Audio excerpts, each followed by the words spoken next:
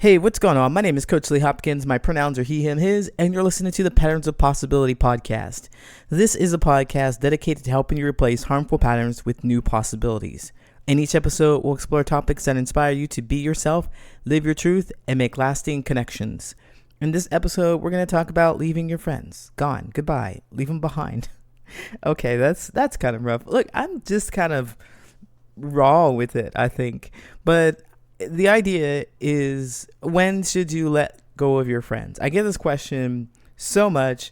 When do you know? How can you trust? What is the sign? What are the signs?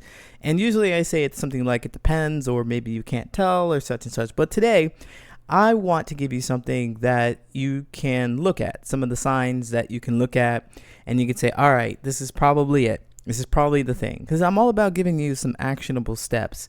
And so I'd like to give you some actionable steps to discovering, to checking, to seeing whether or not these are people that you need to keep around.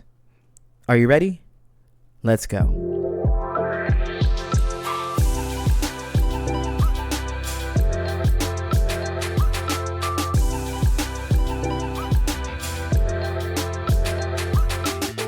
If you're new here, then you don't know that I'm a huge advocate for cutting people off, letting people go, releasing them so that you can get something new in your life. And that's no difference when it comes to connecting with people and making friendships, and also coworkers, family members as well. If it causes you pain, there is no reason that I could see immediately that you should hold on to it.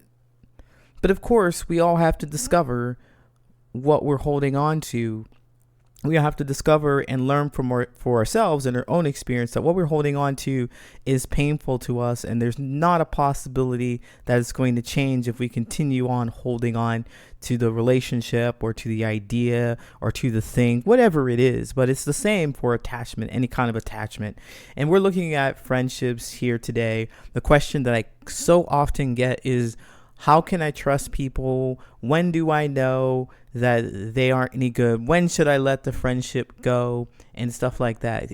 And what I teach in my courses, or what I teach in my coaching, is that you have to have the experience to know whether or not you want to hang on to this person. You want to try. You want to continue trying. And what I really teach is for people to really focus on their feelings. Like, how do you feel about this experiences that you keep having with them? And if you're having this question is, should I let these people go? If I don't know what to do, how do I know if I can trust them? If you're having that, you're already in a space of doubt. You're already in a space of pain, because we don't want people generally, we don't really want people close to us that we can't trust. Like, I think there's something deep down inside of us that wants to be around people who understand, who appreciate and accept us. And that means they also trust us, and they demonstrate that they trust us. And I have found in my own journey that I hang on to things that hurt me, and others hang on to things that hurt them because they wish for it to change, and they hope that they can. They've been told, they have a belief that they can make the change. And so they're like, I believe, or perhaps I think maybe if I stay around, if I do this the right way, if I show up the right way, if I say it a certain way, if I wear the right clothes, if I do the right things, then my relationship with them will change, and they'll be this person that I can hang around with. They'll be this person that is a good friend to me. If I am more understanding of them, then they'll be more understanding of me. So letting that person go is not something that's we want to do. It's like the very, very last option, because it's so painful to let go of that thing. You also have to contend with this idea that your thoughts, your belief has to change. And if you don't know anything about beliefs, they're pretty hard to change. You really have to go through an experience to change that belief. So with all that said, we have difficulty letting go of things that hurt us. And so instead of reaching for something that is painful, it's like a fire. You put your hand in the fire and you go, ouch, that hurts. Instead of focusing on what happened in that interaction and how you felt about what happened in that interaction, we start thinking, well, perhaps we need to approach the fire a different way. Maybe the fire didn't mean to hurt me. That's just what it does. I can tolerate it, or such and such. And then we get to a point where we're like, well, the fire isn't changing. Should I let go? Even being burnt, even being hurt, even being really upset, dismissed, whatever happened in your relationship or your friendship, it's not enough for you to simply just let go. It compounds. It has to compound over and over, because there's a belief in there, and my own experience, and perhaps your own, there's a belief in there that you need to hang on to this person. You spent so much time together. You've been through so much together. You've had so many wonderful experiences that flash up, but you forget all the terrible, hurtful things that happen when it's time to let go. Because it's like, I can't. You just can't. Doesn't want to. Can't imagine life without them. That belief pops up saying you can change this behavior if you just hold on a little longer, if you do something a little different, if you show up a different way, if you talk it out, if you have some more understanding, they will be different and your relationship will be different. And every time you get into a disagreement, every time you feel sad, every time you feel hurt by their behavior, that belief pops up again and it says, hey, this is temporary. Maybe you can do something else different. You can control this situation. You can fix it. They will be different for you. So we're fighting up against that. We fight that. We're fighting against that as people who want meaningful relationships and connections. There's a belief that says that you can just do something different and these people will change for you. They will change somehow. And that painful relationship that you have with them will no longer be. You see, the thing is, you can change. And the change is your belief about you staying. Your belief about you changing them. Your belief about you doing something different in the relationship that will allow you to let go. That belief is, I can do something to fix it, and changing it to the thing I can do to fix it is to leave. Counterproductive or counterintuitive, not counterproductive, but it's counterintuitive. It's not what you think. It's not what you think, because the focus is on you and how you feel about being in that space.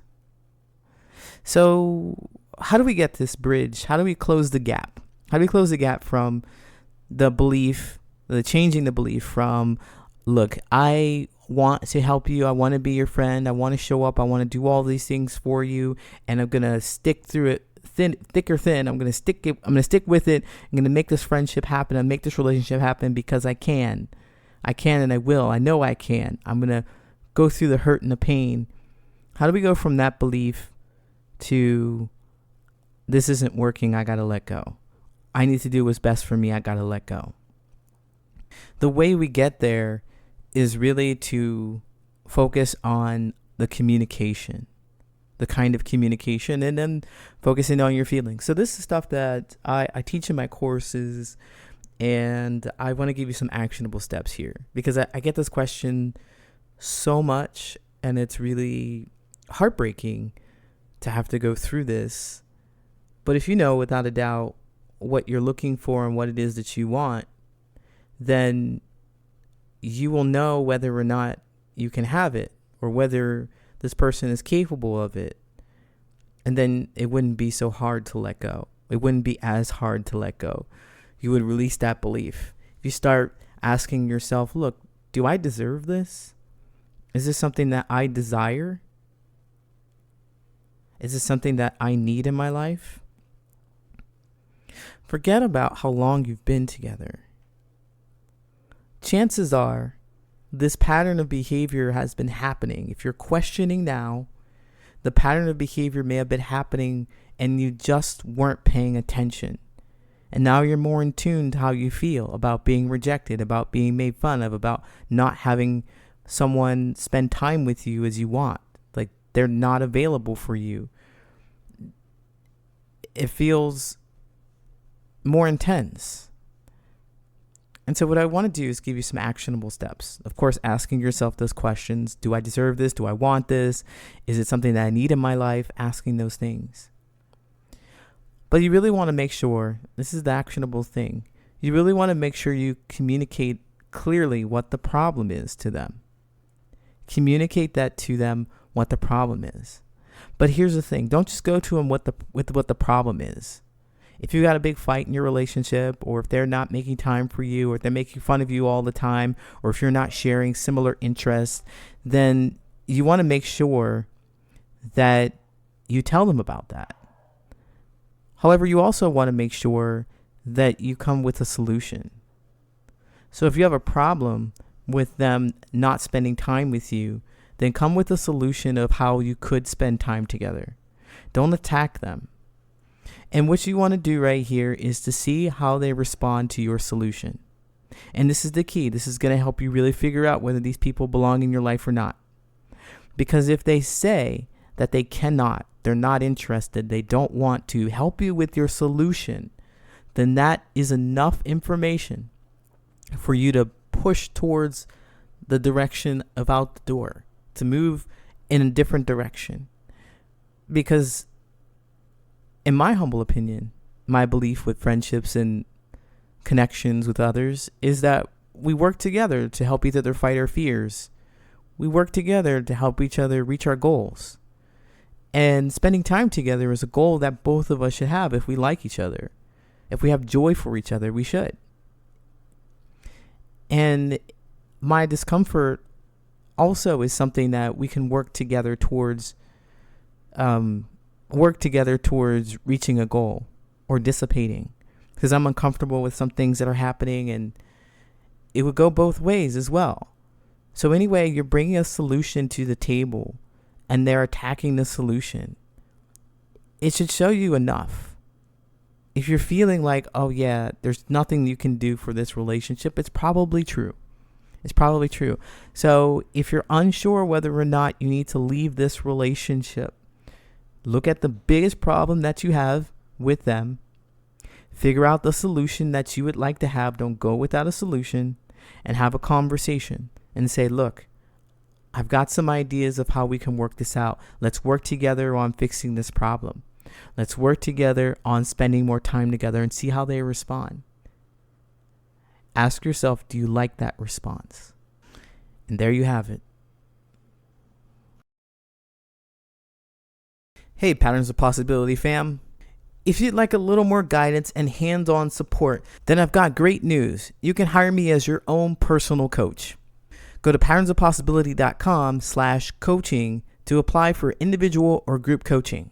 In this 12-week program, I'm going to help you make the meaningful connections that you deserve. After this coaching program, I promise you'll be able to do 3 things. 1, you'll be able to clearly identify who belongs in your tribe and who doesn't. Say goodbye to those people who are wishy-washy, you're unsure of. No, you will know for certain whether or not they deserve to be in the same space with you. And second, you are going to know that your thoughts and feelings are valid and worth expressing. So if you do have feelings about your friends not holding up boundaries or not holding up space for you or not meeting your needs, then you are not going to shy away from telling them. You will be able to communicate your boundaries in a clear, concise manner and advocate for yourself in your relationships. And finally, you are going to learn how to start and stop conversations with strangers and steer them towards topics that are interesting and important to you. I don't know about you, but I don't have weeks, months, years to discover whether or not me and my new friend have compatible values. If you know what you're looking for, you can discover if you're compatible in just a few conversations. If all this sounds good to you and you're ready to make those meaningful connections, go to patternsofpossibility.com/coaching to find out more information. Again, go to patternsofpossibility.com/coaching to find out more information. I look forward to working with you. Now it's time for your listener letters. If you have burning questions about your friendships and your platonic relationships with your coworkers and so forth, let me know. Write me at patternsofpossibility@gmail.com, and I might just read your letter out loud. Wanting to contact friend after ending friendship. I ended a friendship with my female best friend because she wasn't putting in effort. And in return, she expected a lot from me. I'm having the feeling, though, of contacting her again because I'm sure she still trusts me and I still have an important place in her life. But it's just that she hasn't contacted me, and I really don't know if it's going to work now that I've made myself a lot clearer, and I really don't know what this will bring. I don't want to let her go. What should I do? Give this a second chance, or should I stand by my decision?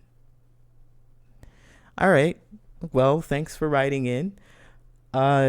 This is what happens when we're not really sure. And then again, even though we buy things or we invest in things or we let go of things, we might think, oh, I had a use for that, or, it could be different or something like that, but we want to avoid having so much doubt and regret and dismissal, or not dismissal, but we want to avoid having so much doubt and second thoughts about the actions that we take. Especially because it sounds like what I read is that you let this person go and you're waiting for them to return to you. You're kind of expecting that they're going to return to you. I wonder about the situation. What do you like about them? I just don't understand, because I'm not having your experience exactly, but I do know that we kind of don't like to be alone. A lot of us struggle with that, or wishing that we could have this relationship be different if we just do something different in the relationship. And we forget about how exhausted and frustrated we were when we let go in the first place, when we decided we've got to take that break. We got to stop it. So, you're asking for advice, and I definitely want to give you something actionable here. What it means to end the friendship is that essentially you don't talk to them anymore. You go on and you do something else. The actionable thing is for you to discover at what point you decided to do that. What point? What happened? Did you do the most and she did the very least at this one point in time, and you were like just frustrated and you're just angry, and you didn't know how to express exactly what the problem is or come up with a solution. So the best solution that you had was like, look, you just can't be in my face anymore. I don't want to do all this extra work, and you don't seem to care as much as I do. So I want you to return to that situation. What happened? What were you feeling? We want to visit that situation right there. We want to understand about us. Because that situation, just by what I read here, is that it's happened many times over. You've done a lot and she has done very little. And it's a pattern. And every single time, you've probably been upset, a little annoyed maybe at first, a little more frustrated the next time, and then flat out angry and frustrated and wanting to end the relationship now.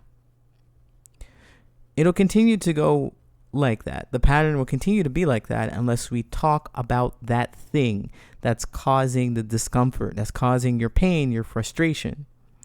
And what I'd recommend that you do is figure out what that is and then come up with your solution. What would you like to happen instead? What would you like to happen? What would you like them to do? How would you like them to behave? And then make sure you tell them about it. Make sure you have a conversation around that. And here's the key. The key is the conversation that you have about the solution. How do they behave? Do they dismiss it? Do they tell you they can't do it? Do they have all kinds of excuses for you? Does it feel uncomfortable for you? Does it feel right? You don't like it? You feel more belittled and frustrated? There's your answer. It's always going to be like that. The relationship is always going to be like that. There's nothing that you can do except for let go so that you are not experiencing that situation. You've identified the problem.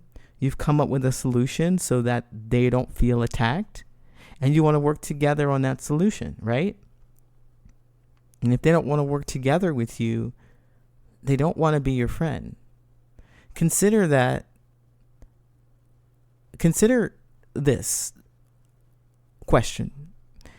Why would you want to be with someone who doesn't care about how you feel? Who's not working towards making sure that you feel complete, happy, heard in your life, in this situation, in this connection with them? It's a bunch of BS. It really is. Hey, thank you so much for listening. If you like this podcast, share with someone who you think could benefit from this information, and follow me on social media. You can find me at Patterns of Possibility on all social media, and I go live on Mondays, Wednesdays, and Saturdays at 9 a.m. Central Standard Time. You can catch me and learn more about these social connections and interact with other people who are looking for the meaningful connections, who share the same kind of stories, and be in community. And don't forget to sign up for my newsletter at patternsofpossibility.com, where you will get actionable steps delivered to your mailbox every week. Thanks again for listening. Until next time, take care.